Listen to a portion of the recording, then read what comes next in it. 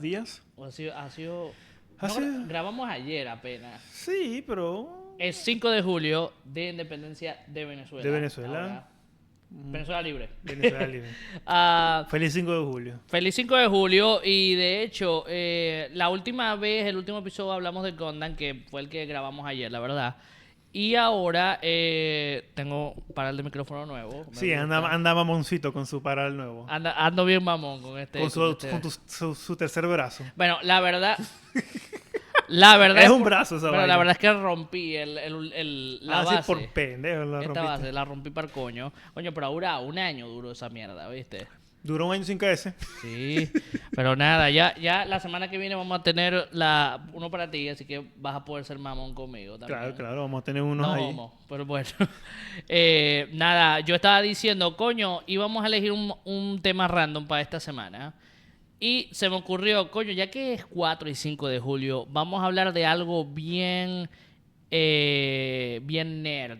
Bien super nerd. No es nerd. No es nerd porque sí, solo... nerd, un poco. Es solo para mí, la verdad. Porque es un poco nerd. Porque, o sea, decidimos que vamos a hablar de películas históricas. No me refiero a películas que son las mejores de la historia. Que, ojo, varias de ellas son, pero... son películas basadas en hechos históricos o que usaron el tema de la historia en sus películas. Se inspiraron, como que, bueno, voy a hacer una película, no sé, de Juana de Arco. Que lo que pasa es que hay algo chistoso con respecto a esas películas, que uno dice que hay que ser bien fiel a la historia, pero eso no es lo más divertido para una película. Las libertades creativas generan, coño, vamos a sazonar la historia. Hay que permitir libertad creativa de vez en cuando con de vez en cuando, porque luego de libertad sale libertinaje después. No, a veces se echan una fumada. Pero vamos a empezar más o menos con las fáciles, pues. Tú cuando yo te digo una película histórica, ¿cuál es la primera en la que piensas? ¿Histórica? Mejor aún, ¿cuál es la película histórica que más has visto? ¿Qué más veces has visto? Ve, está entre Salvador el Soldado Ryan y Corazón Valiente. Saving Private Ryan y Corazón Valiente. Saving Private Ryan, hasta donde yo sé, no está basado en una historia real, ¿ok? No. Pero... utiliza el entorno de la historia de la Segunda Guerra Mundial. Exacto. Y tú sabes con Saving Private Ryan, que todo el mundo le dice que es la mejor vaina del mundo. Te digo algo, no es ni de cerca mi favorita. De guerra, nada. No, de guerra no tanto. Es que vamos a estar claros. ¿Cuál es la escena que casi todo el mundo siempre recuerda? Y no te dice nada de todas las demás. El desembarco de Normandía. La de la playa. El día D. Que ojo, tremenda escena. Los veteranos, cuando vieron esa escena, se pusieron... porque así. Fue demasiado realista. Demasiado realista, fue crudo. Cruda, o sea, había miembros volando, ahí pásale un brazo, como en la vida real. Y ojo, que en todas las escenas de Rescatado a un Soldado Ryan es bien brutal. Sí. Lo que yo digo es que por lo menos a mí no me gusta porque todo el conflicto de la película, no me refiero al conflicto de la guerra, me refiero al conflicto de la trama, ¿ok? Es... y mandando un escuadrón a sacar a este tipo de ahí. Que no se quiere ir. Pero ya, yo lo que entiendo es como que lo quieren sacar porque perdió toda su familia, ¿no? Perdió a toda su familia y lo que quieren es que él vuelva para estar con su madre. Porque la madre literalmente perdió a todos los hijos excepto a él. ¿Ok? Es raro porque el problema es que... ¿Eso pasa en la vida real? Pasa, obvio. Sí pasa. Pero lo que pasa es que, Berta, en esa historia es fregado empatizar porque el tipo ni siquiera se quiere ir. O sea, estamos hablando de unos tipos que murieron tipos para ir a buscarlo y ahora no se quiere ir. Y al final todo el malparido escuadrón murió. Mataron a todo el escuadrón. La escena de Tom Hanks como que apuntándole al tanque y el tanque apuntándolo a él. Coño. No me acuerdo ni cómo se murió. ¿Se murió así con el tanque? No me acuerdo. No, estaba herido. A mí me acuerdo de una escena donde el tipo que se disparan y fallan. Y como que se quedan sin bala y se empiezan a tirar los cascos. Y luego sacan la pistola y se disparan así del desespero. Perdón, tuve flashback de Medal of Honor. Sí. Juegazo. Con la pala. Juegazo. ¿Has jugado un Medal of Honor en PlayStation 2? Sí. ¡Granate! Que yo no sabía esto, pero Medal of Honor, la serie de videojuegos, fue de hecho coproducida por Steven Spielberg. No sabía. No sabía eso. Corazón es cine. Bueno, él coprodujo creo que también la serie de Pacific y Bands of Brothers. Que una narra la Segunda Guerra Mundial en Europa y el otro narra la Segunda Guerra Mundial en el Pacífico. Valga la redundancia el nombre. ¿Okay? Pero... bueno, hablando del Titanic, es una histórica también. Titanic es una película que yo creo que es la película histórica que más veces he visto. Pero hay una cosa. A mí me gusta mucho ponerla de fondo. O sea, cuando estoy haciendo alguna vaina, alguna estupidez. Y escuchas a las personas ahogándose. La pongo, no sé por qué. Y ¿sabes qué es el chiste? Que esa era una película que a mí me daba miedo. Porque cuando discutimos en el video de las fobias... Está a mitad del océano. Yo tengo submecanofobia. Le tengo mucho miedo a los objetos mecánicos, semi-sumergidos o completamente sumergidos. O sea, tú no te meterías en un submarino. Yo después de... Verga, no. No, con la verga. Te ves un submarino, vamos bajo el mar, no, nada. El simple hecho de estar bajo el agua allí... En el agua, encima del agua. No. Encima del agua, ya está en un crucero o algo así. No, bueno, pero estar en el barco no me jode mucho. Estar bajo el agua. Pero yo me acuerdo de cuando íbamos entrando al barco, yo tenía que bajar la cabeza porque no quería ver el barco mientras entraba. Y son inmensos. Son inmensos. exageradamente. Bueno, creo que el más grande del mundo está aquí en Florida.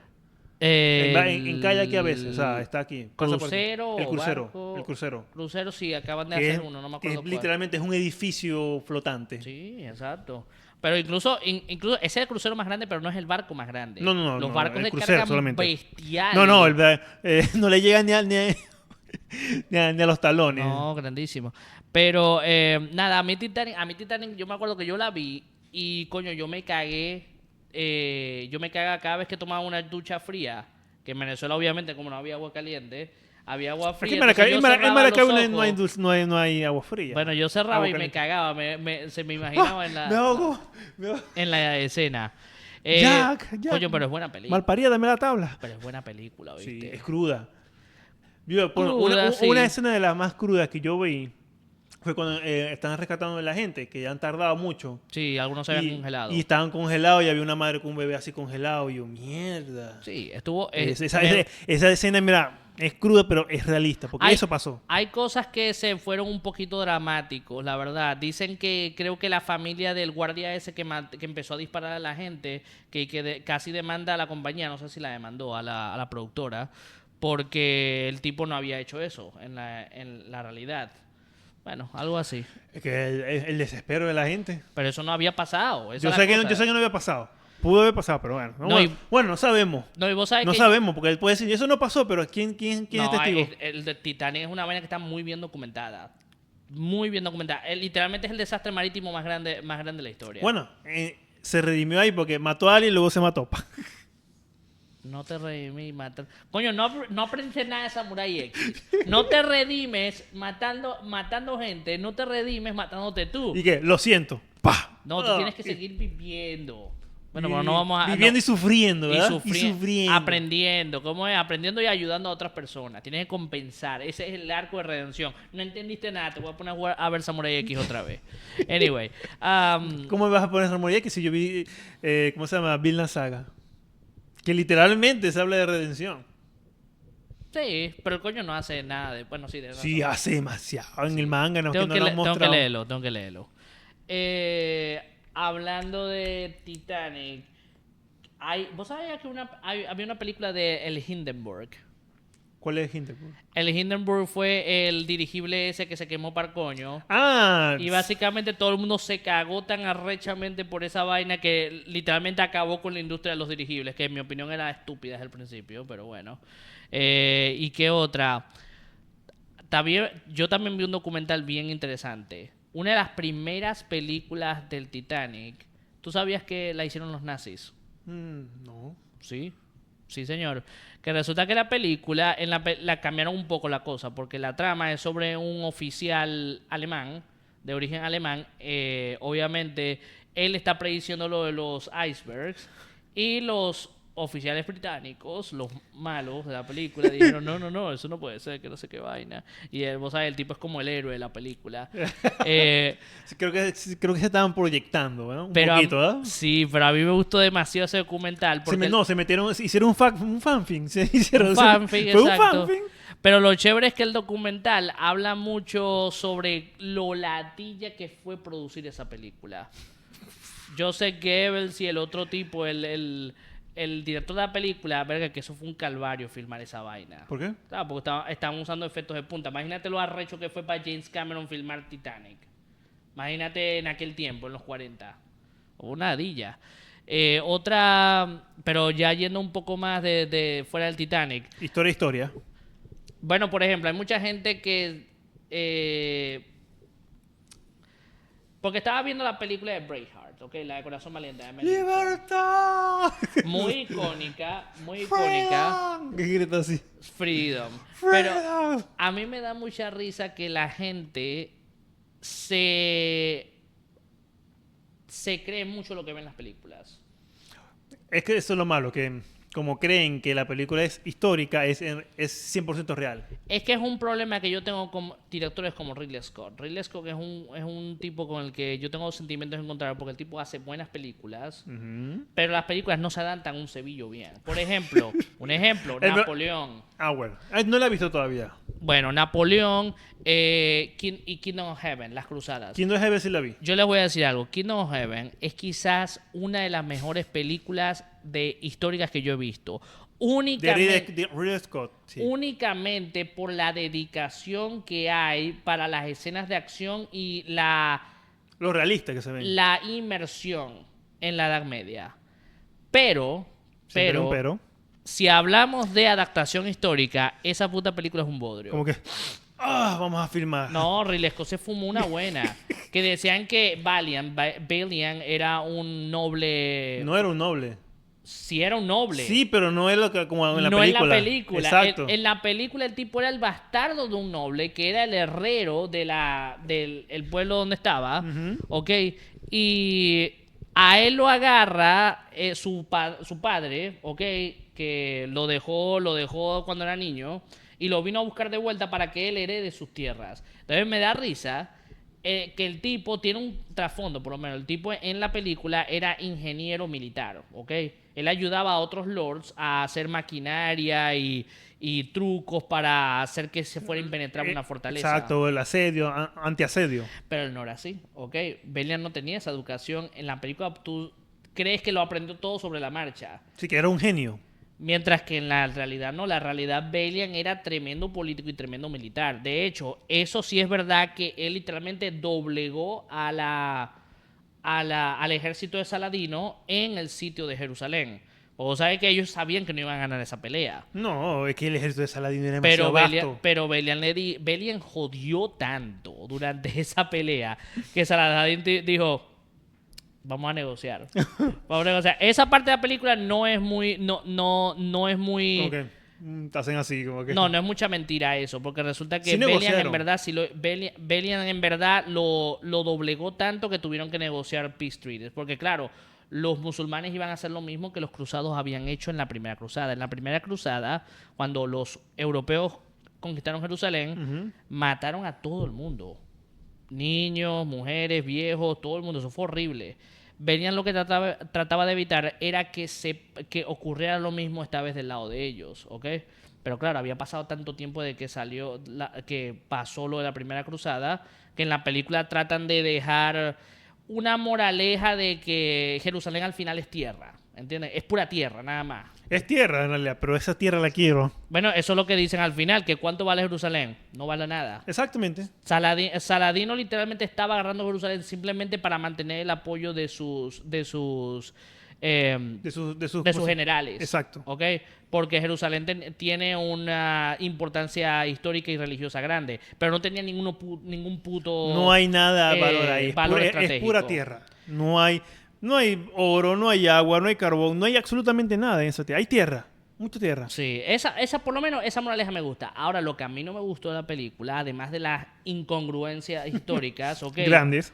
Por ejemplo, dicen que la hermana de Saladín la mataron en la película, que los cruzados mataron a la hermana de Saladín. No fue verdad, eso fue mentira, ¿ok? Pero claro, en la película me da risa porque quieren hacer ver a los cristianos como la peor mierda que había en aquel tiempo. Que ojo, era Edad Media, todo el mundo era una mierda. Claro, era o sobrevives o te mueres. Pero se notaba un bias, ¿entiendes? Se notaba como que una puita. Sí, se notaba un bias, exactamente. Ya. Ahora, en la historia, como se repite, pero al lado de los musulmanes. Dejando todo eso de lado, la película tiene tremenda música, tremenda escenografía. Efectos visuales. Increíble. Eran de esos efectos que eran todo práctico, nada digital. Arrechísimo. Balbuino como el rey leproso. También. No entiendo esa fascinación que tiene ahora con Balbuino. Que lo ponen así, todo así épico, todo así. Es que el tipo Bueno, el tipo, o sea, para su edad hizo muchas cosas. El tipo a los 14 años ganó su primera batalla. El tipo era un genio, estratega y político. De hecho, mucha gente dice que si Balbuino hubiera sobrevivido, probablemente se hubiera negociado una paz que pudiera coexistir para los musulmanes y los cristianos. Pues, de hecho, él trataba incluso de dejar que los musulmanes profesaran su fe normalmente allí en Tierra Santa. Pero bueno, no, se murió de la lepra. Y como que un viajero en el tiempo, toma. Y la vacuna con la lepra. Su sucesor fue una mierda. También dicen que en las películas cruzadas, la reina esta, Sibla, se va con Belian al final, porque tienen un romance ahí que se inventó y le esconde el culo. Fue un fanfic. Exacto. Pero la película es buena, lo que es que no se toman en serio la historia entera porque en verdad Ridley Scott se fue al carajo. Es que a veces, no es por negar, solo a veces, la historia es un poco aburrida. Es como que le hace falta esa sazón para crear una película. Yo creo que depende de cómo lo contéis. Yo soy profesor de historia y te digo, la historia de Venezuela la gente cree que es súper aburrida, huevón, pero esa vaina... es peor que Game of Thrones. Peor. Cuando vos te ponías a leer la historia de Venezuela, esa vaina parece Game of Thrones. Lo cual pero con lanceros. Lo cual me recuerda a la película de Libertador. También. ¿Tú la viste? No me acuerdo si me dijiste. Vi una, esa. Vi la de Edgar Ramírez. ¿La de quién? La de Edgar Ramírez. Esa, Libertador. Ok. Esa película es chévere. Porque había otras dos que son horribles. Solamente están los memes, que el tipo así, como que Bolívar con las pistolas. Y hay una serie larga de Bolívar que estaba en Netflix, creo. Ah, sí, que el que hizo Bolívar era un venezolano, me acuerdo. Sí. Sí, que bueno, también que hubo un video filtrado ahí de él con una actriz ecuatoriana, pero eso es otra parte.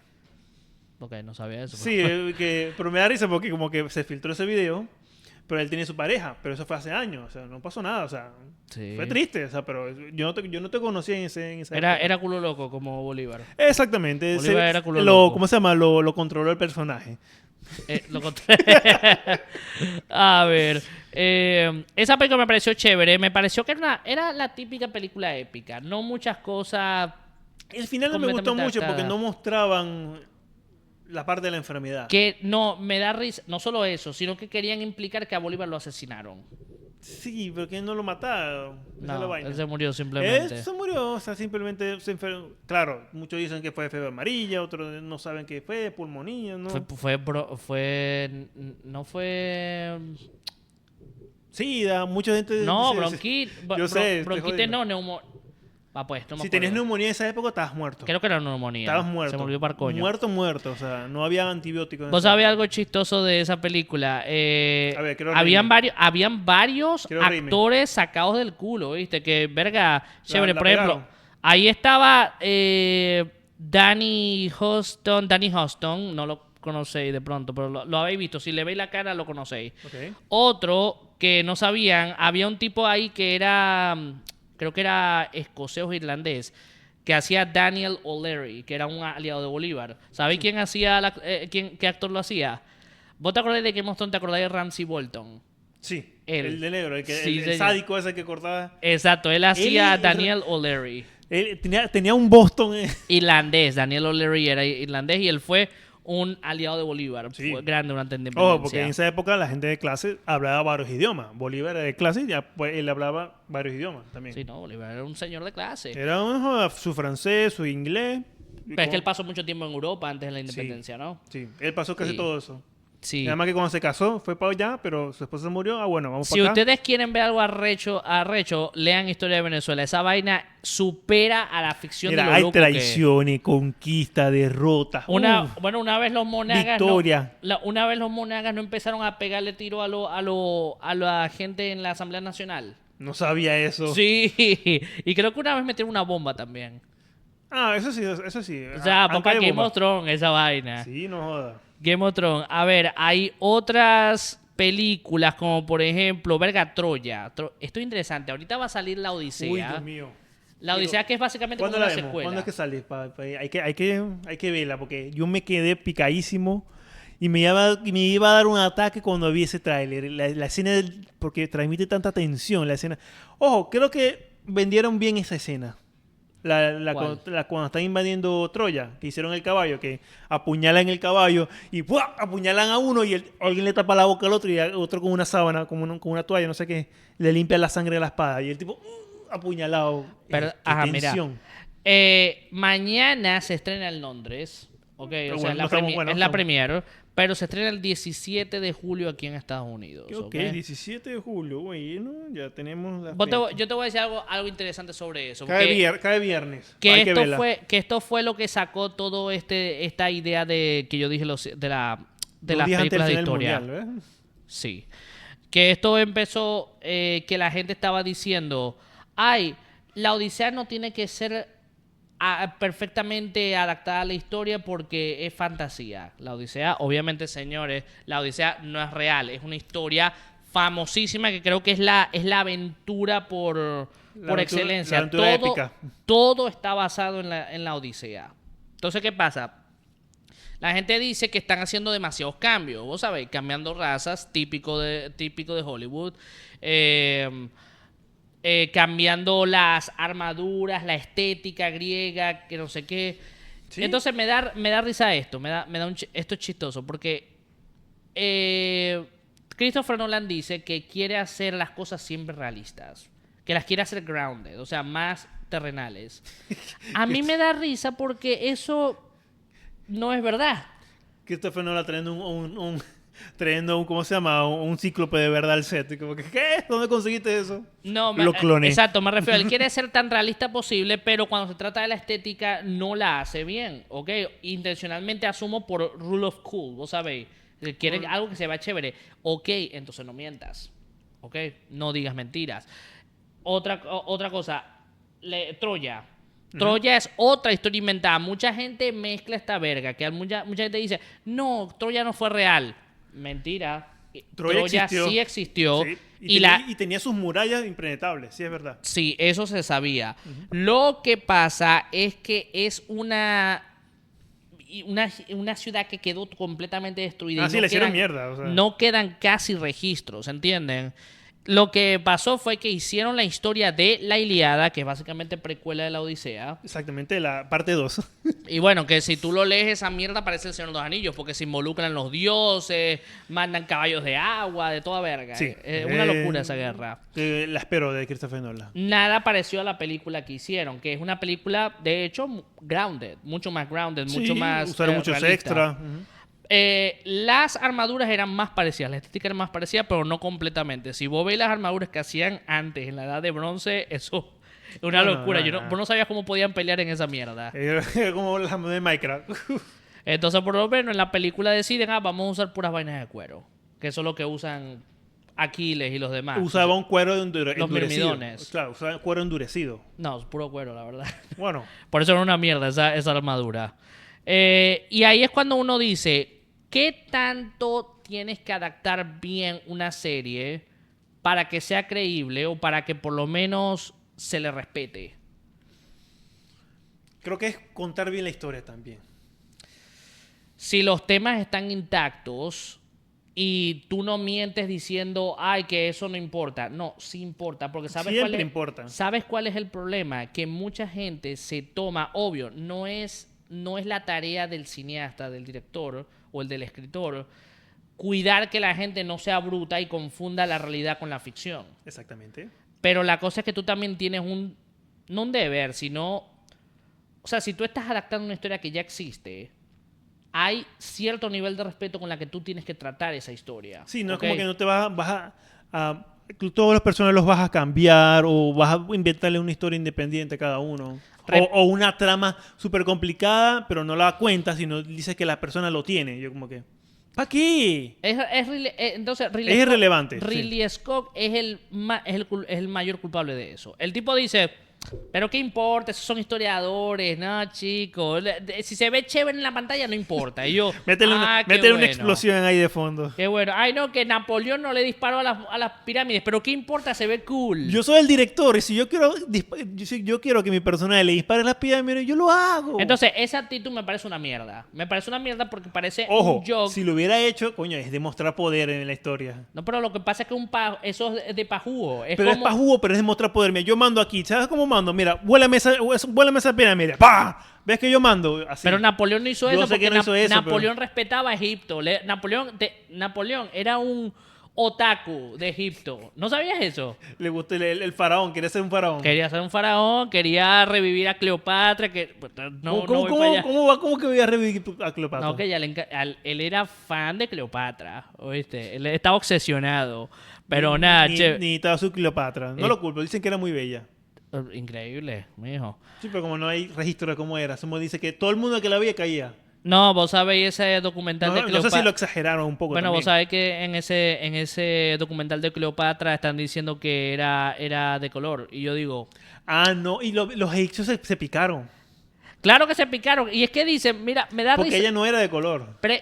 Es que obviamente no podía ser de color. Y la gente decía, me da risa porque en el documental hay una escena famosa del documental. A ver, que hay una yo ni vi el documental. Hay una vieja en el documental que dice, no me importa lo que te decían en la escuela. Para mí, Cleopatra era de color. O sea, es su perspectiva. Y yo le digo, abuela, ¿tú viviste hace 3.000 años en Egipto? ¿Tú viviste en aquel tiempo? Entonces, ¿de qué coño estás hablando, vieja?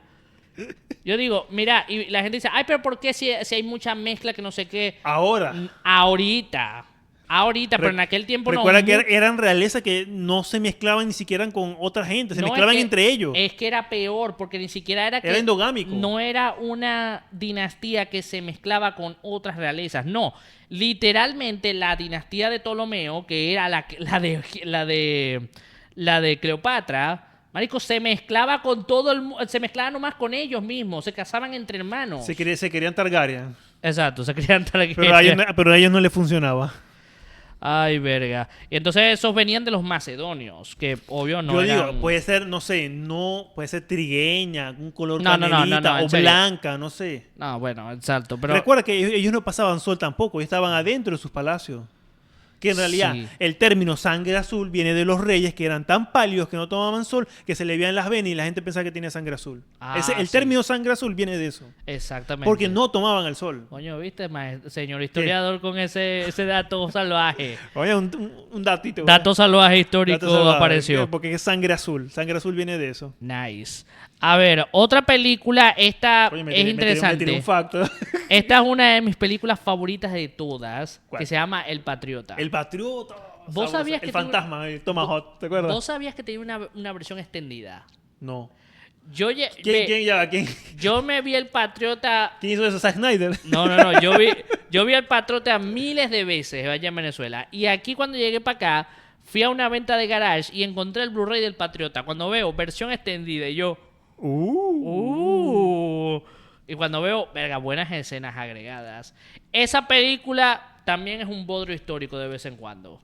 Un ejemplo. Es que también habla de la independencia, o sea, obviamente se van a pintar mejor. La guerra no es eso. Es que la guerra ahí hacían ver a los ingleses como unos desgraciados, pero de lo peor. ¿No lo eran? O sea, en la guerra muchas cosas pasan, pero había un decoro que había. No era que era el puto fin del mundo lo que tenían armado ahí, ¿ok? Eran batallas muy concentradas en ciertos pueblos y en ciertas ciudades. Es muy, muy diferente a ambas guerras de independencia. La guerra de independencia de Estados Unidos y la guerra de independencia de Venezuela eran muy distintas. Claro, pero como te digo, en el tipo de eso el colonialismo. No es igual el colonialismo de España que el colonialismo de Inglaterra.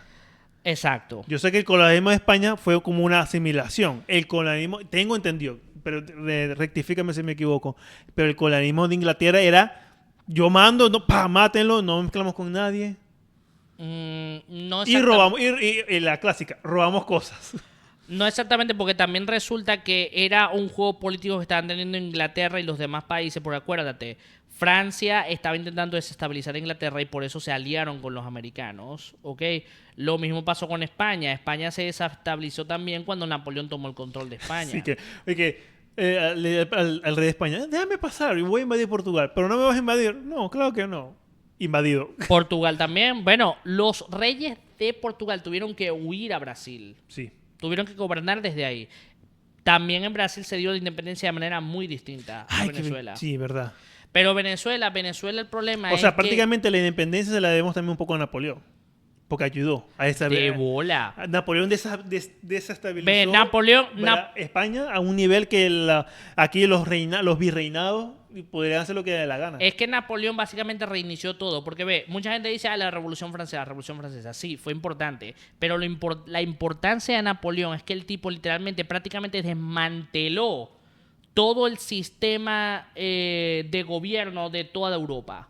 Los desmanteló a todos. Entonces muchos de ellos tuvieron que reinstaurarse usando muchas ideas nuevas de la Revolución Francesa después de eso. No por influencia, sino porque literalmente tenían que rearmar el gobierno lo más rápido posible. Y ya no funcionaba el feudalismo que tenían antes. Pues Napoleón fue un antes y después en Europa con Napoleón. Napoleón fue un puto antes y después.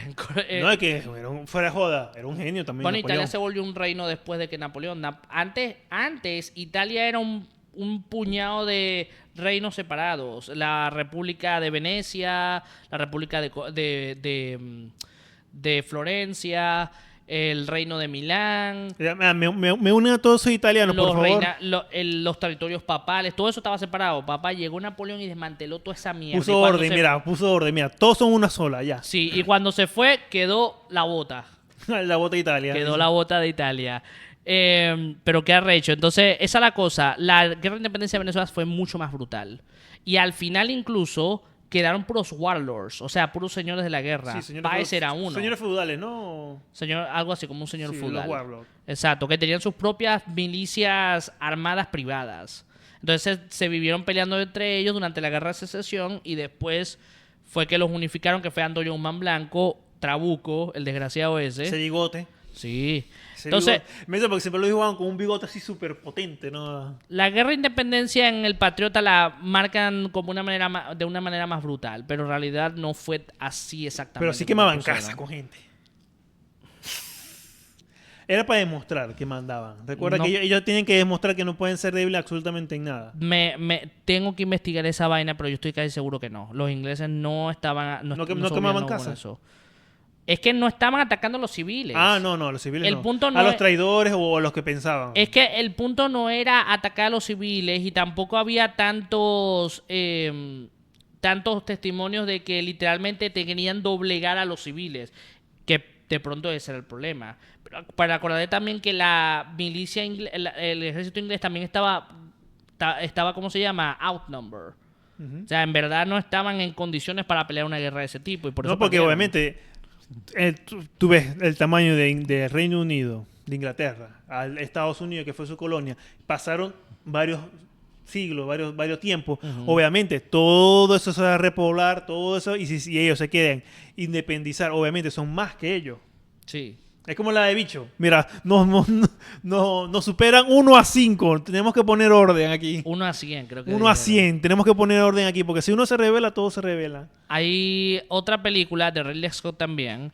Qué que raro. Mucha gente lo alaba esta película por ser históricamente accurate. O sea, bien fiel. Dispara. Pero la cosa es esta. Se llama The Last Duel, el último duelo. Es con Matt Damon y Adam Driver. Muy interesante. Es una historia... ¿Cuál es? Bueno, es chévere. Es una historia sobre un noble, ¿ok? Que se casa con otra mujer, otra noble, ¿ok? Tienen su matrimonio. Hay un caballero que es creo que era parte del retinue del noble. Y el tipo, el otro caballero, le hace, vos sabés, la palabra con B a la mujer, ¿ok? La palabra con B. Ok, vamos a entenderme. Algo que se hace sin consentimiento. Ok. Ok. Entonces, la película, esta es la parte interesante. La película muestra la historia desde los 3 puntos de vista. Desde el punto de vista del noble, el punto de vista del que le hizo y de la mujer, ¿ok? Todos tienen una perspectiva distinta a lo que pasó, ¿ok? Y me gusta eso. Me gusta que cómo una historia puede tener diferentes tipos de puntos de vista dependiendo de cómo lo veas. Depende de quién lo vea. Sobre todo en la Edad Media. ¿Ok? Sobre todo en la Edad Media.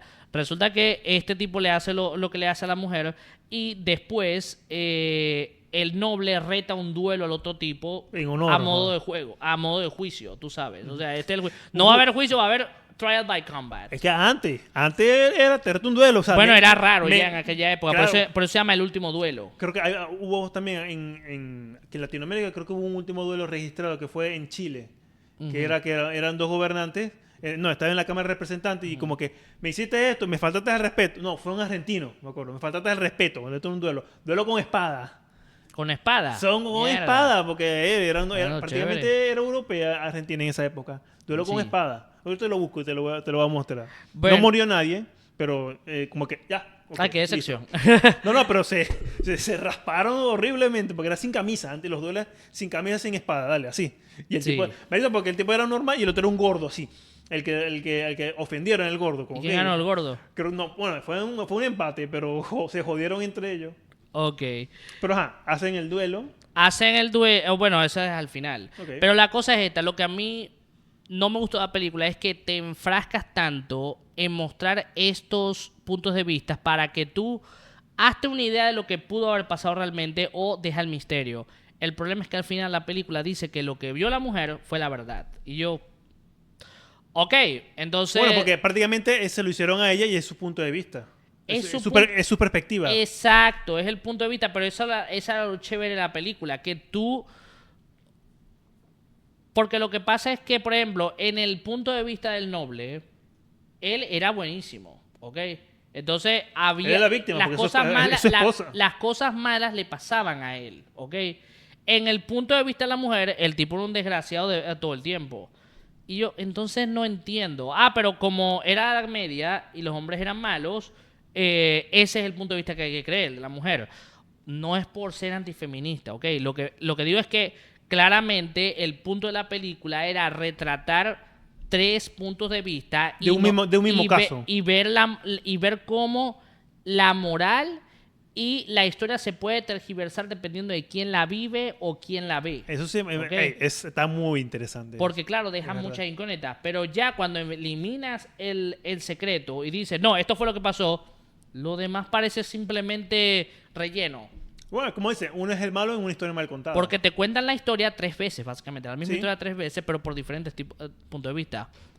Eso me gustó. Lo único que no me gustó fue ese detallito. El desenlace final. Prefiero simplemente imaginar que simplemente... Quiero ver, pero quiero saber algo. ¿El duelo es qué? ¿Con espada, pistola? Coño, espadas, garrotes. Primero empiezan a caballo, después empiezan a caerse a coñazo con espada, que no sé qué, y después creo que hasta a puños empiezan. O sea, un duelo, o sea, hasta que uno caiga. Muy bien adaptada. Porque antes, recuerda los duelos a pistola, es como que si fallaban, fallaban, espada.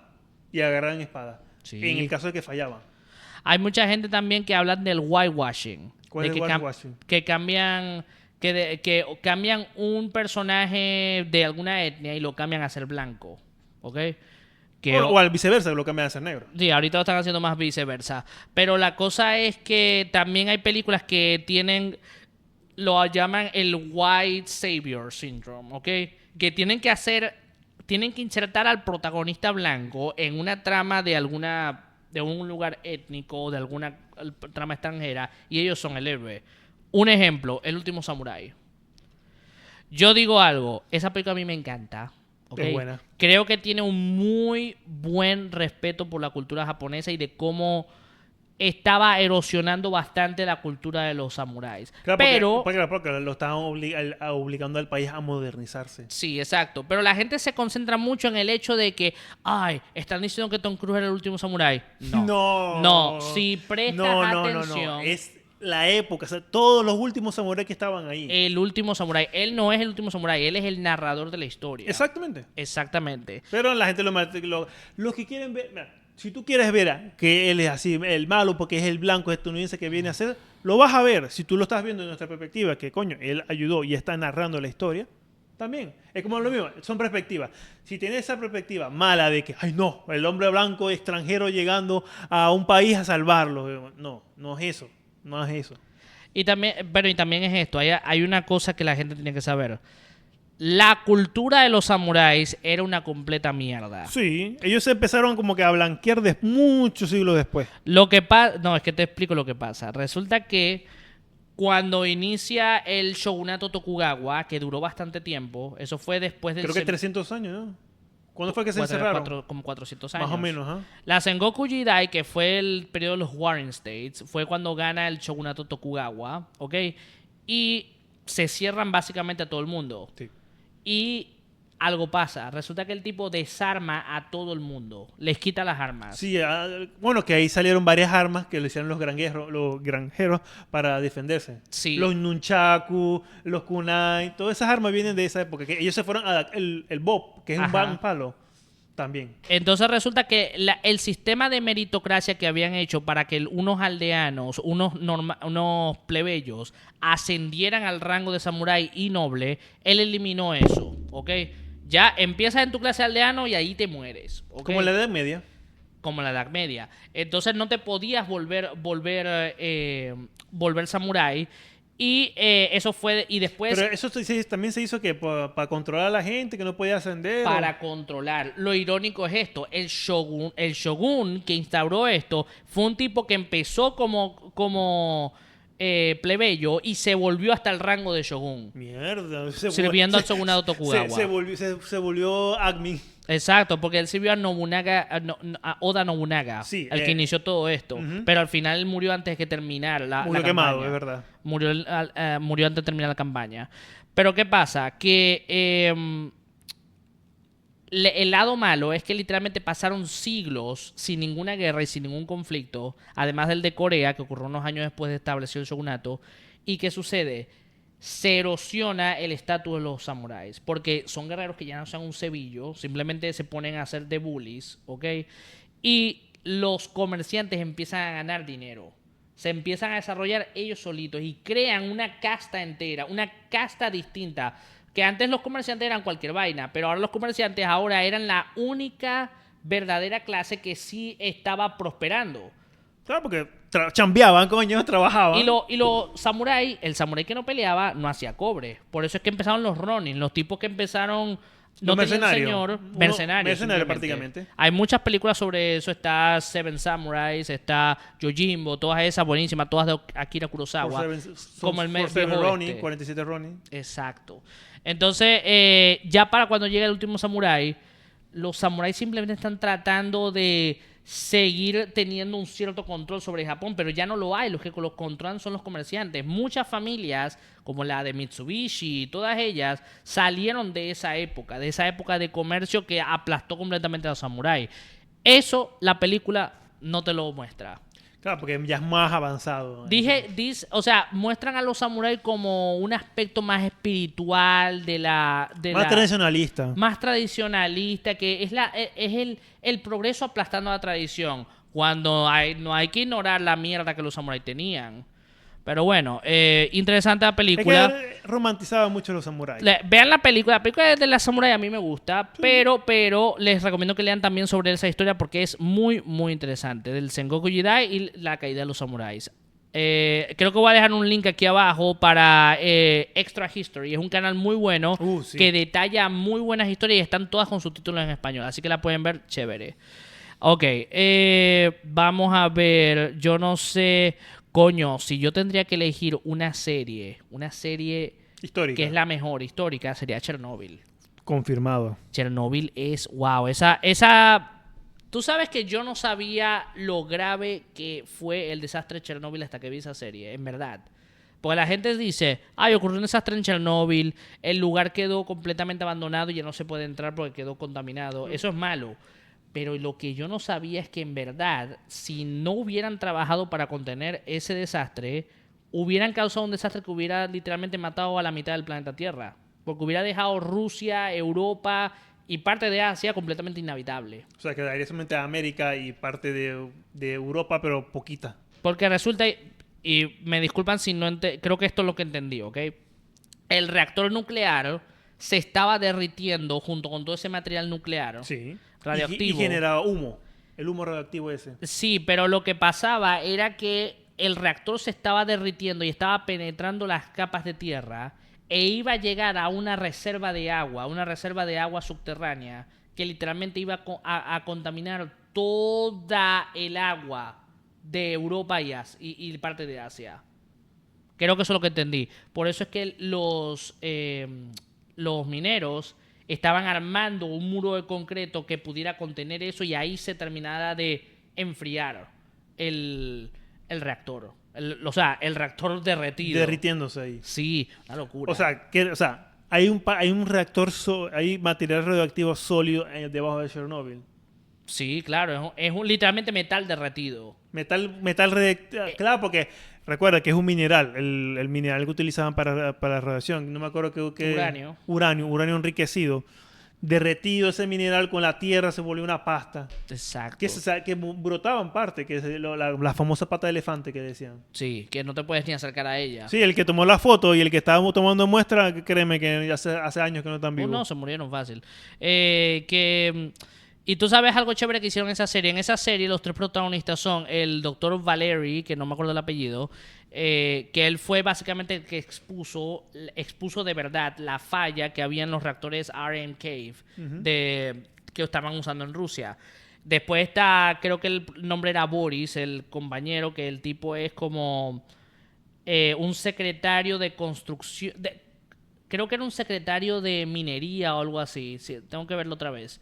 Muy buen actor. Y la doctora, ojo, este no fue un personaje real, pero al final de la serie te lo dicen. El personaje de esta señora fue inventado para representar a todos los científicos que ayudaron al doctor Valery en esa investigación, porque eran muchos, ¿ok? Y dijeron que la serie hubiera sido demasiado densa, que más de lo que ya era, con todo ese reguero de personajes. Prefirieron, no, vamos a hacer un personaje que represente a la comunidad científica rusa, ¿ok? Pero fue un desastre global, prácticamente. Fue un desastre global y que no se supo... Llegaba hasta Alemania la zona de radiación. Sí, y que no se sabía exactamente la magnitud del desastre que hubiera podido pasar hasta que cayó la cortina de hierro, cuando la Unión Soviética se disolvió. Que ojo, Chernobyl fue uno de los detonantes de eso, habla de ese desastre. No, pero también el desastre fue, ¿cómo se llama? Porque el reactor tenía un error, pero es porque lo sobrecargaban y lo sobrecargaban y lo sobrecargaban. Coño, hasta cierto punto. Si no lo hubieran sobrecargado, no hubiera pasado el desastre. No. Lo que pasa es que también... Acordate que lo interesante es que ahí demostraron que sí fue culpa de ellos, del encargado, porque empujó al reactor a lo más que podía, pero lo hizo creyendo que había un botón de emergencia que podía detenerlo. El problema, y esta era la falla que mucha gente no sabía, era que ese botón literalmente... en las condiciones correctas que se dieron en Chernobyl. Muy específica. Exacto, podía causar ese desastre. Eso es algo que ellos, los ingenieros, no sabían, pero que irresponsablemente pusharon fue una combinación de dos cosas, la verdad. Porque era barato, como decía el doctor. ¿Pero por qué hicieron eso? Porque es barato. Porque era más barato. Porque era más barato. Así fue. Y, coño, tremenda escena esa. La escena del juicio. Uf. Muy buena. Si no han visto Chernobyl... véanla, en mi opinión, la mejor serie de todas, seguida por Better Call Saul. Creo que la única ventaja que tienen Breaking Bad y Better Call Saul sobre Chernobyl es que son series largas. Chernobyl es una miniserie, pero que hayan logrado hacer todo eso en una miniserie es que, ¿cuántos premios no ganó Chernobyl? Uy, buenísimo. Fue un boom. Otra serie muy interesante, Shogun. ¿Ok? Seguro mucha gente escuchó el Shogun hace 2 años. Porque ganó el Emmy, creo. Ganó el Emmy el Hiroyuki Sanada, el actor principal, y creo que la actriz de reparto también la ganó. No me acuerdo el nombre de ella. Anna Sawai, creo que era. Muy interesante esa serie porque esa serie está basada en un libro escrito por un británico y también fue un boom en los 70. Resulta que esa serie fue muy popular en los 70. Yo no sabía eso. Hay una serie llamada Shogun. Antes había una serie llamada Shogun en los 70, ¿ok? Ah, basada sí. en el libro de James Clavell, ¿ok? Clawell. Bueno, él. Él. ¿Qué pasa? Y ahorita hicieron un remake de la serie que dicen que van a hacer una segunda temporada, no sé cómo coño, porque literalmente la primera temporada cubrió todo el libro. Ok. Se van a sacar algo del culo. Libertades creativas, como dijimos más atrás. Bueno, pero no es que no puedan sacar material, porque te digo algo, el libro, se basó en la historia real de cómo Oda Nobunaga llegó al poder como shogun. Solo que literalmente al principio, porque ahí le cambiaron los nombres. Ahí creo que se llama Toranaga, ¿ok? Cambiaron todos los nombres y también es la historia de este hombre que era británico que se volvió samurái, se volvió al servicio de Oda Nobunaga como consejero. Un extranjero se volvió samurái. Sí, William Adams se llamaba. Conocido como todo el mundo cree que fue el primer samurái extranjero. No lo fue. Creo que el primero fue un coreano que se volvió extranjero. El que se volvió el pensé que primer había sido el samurái africano. No. No era samurái. No era samurái, era... Termina en el debate. No era samurái. Por cierto. Assassin's Creed Shadow les está mintiendo. No puede ser Assassin's Creed Shadow, porque él sirvió a Nobunaga. No sirvió a Nobunaga. Sí, pero no era un samurái. Ok, simplemente sirvió. Era mi duda. Yo, como mucha gente, puede estar dudando. Disculpe. Assassin's Creed no es real, gente. Y siquiera por Assassin's Creed, porque yo ni siquiera he visto Assassin's Creed. Ok. Yo lo vi por otras vainas. No, fue un libro. No, pero no te culpo, porque lo que pasa es que dicen que se basaron en un libro que hizo un profesor universitario. El libro tiene muchos errores históricos y todos los reportes, los registros que tienen son básicamente él dijo o ella dijo que no sé qué. No, era invento, señores, ¿ok? Era un fanfiction. Están parafraseando. Anyway, William Adams, increíble personaje. Se volvió un samurái entonces. Se volvió un samurái al servicio de ¿Un samurái británico se podría decir? Sí, fue el primer samurái británico. Creo que es el único. El único también. A ver, ya te digo aquí. William Adams. ¿Ok? Aquí está. William Adams samurái.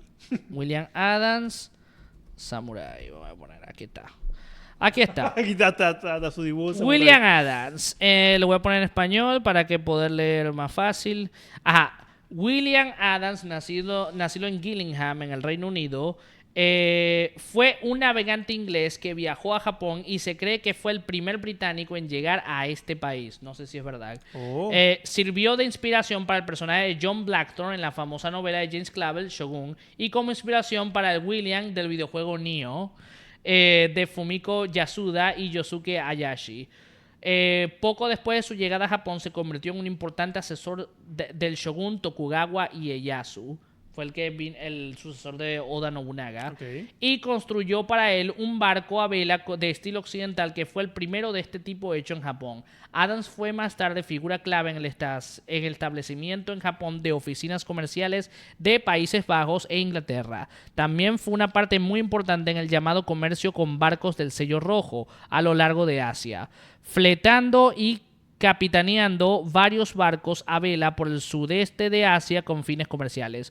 Murió en Japón a la edad de 55 años. Actualmente se le considera como uno de los extranjeros más influyentes en Japón durante el primer periodo de la apertura de Occidente. Murió viejo, entonces. A los 55 años, en esa época, no, murió viejo. Sí, pero te digo algo, en Japón de hecho mucha gente vivía hasta muy viejo en aquel tiempo, precisamente. Es más tranquilo también. No solo, no, porque era más tranquilo. A Sengoku llegada ahí fue una locura. No, lo que me refiero en la época esa.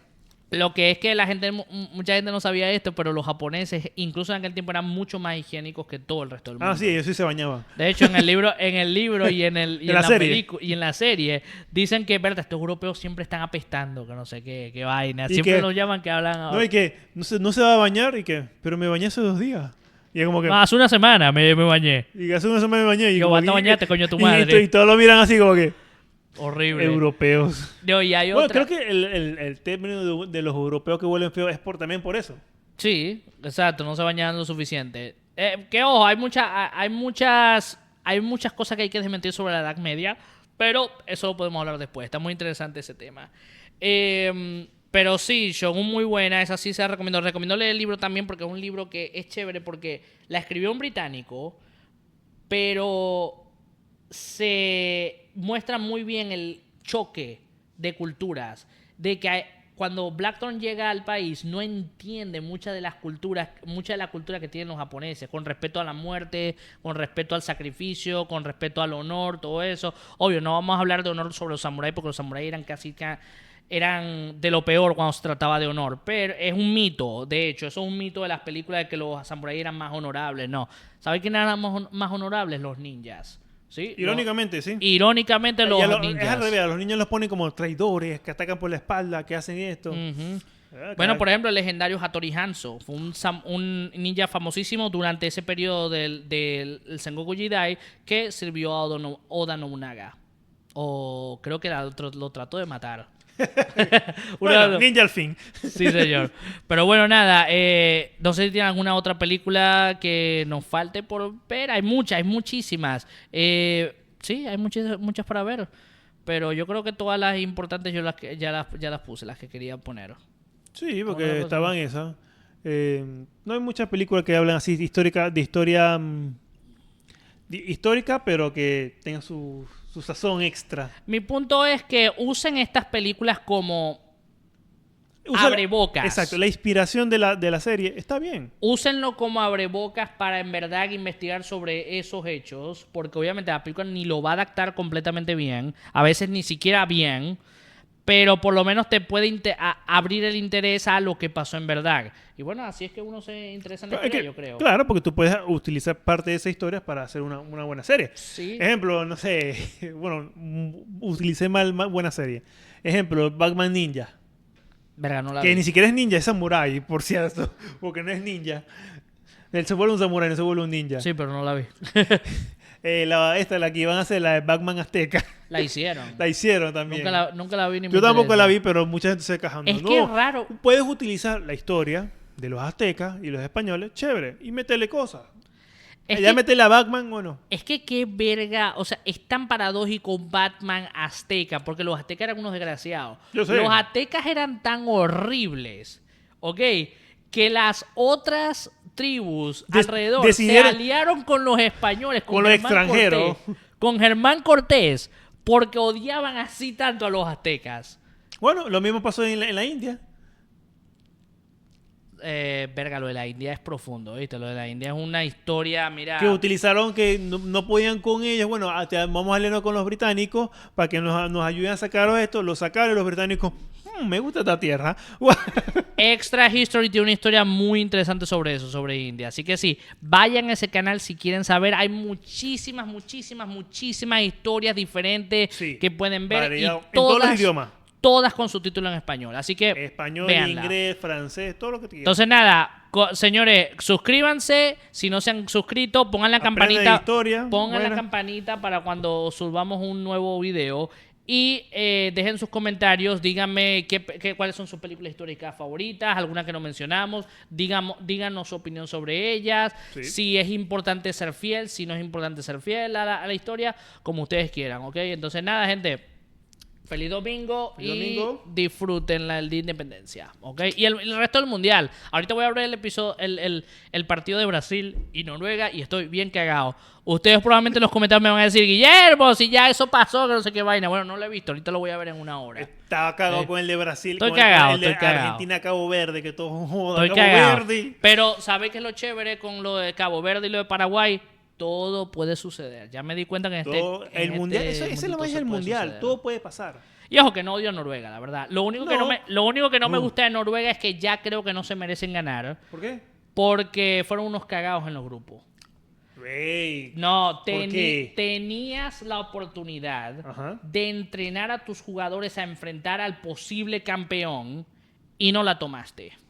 ¿El posible campeón? ¿Con cuál? Francia. Jugaron con Francia. Y decidieron acobardarse y cambiaron a todos sus starters, a todos sus jugadores iniciales por banca. Y eso, no, fue para entrenar a la banca. Y yo, no. Pero ya va.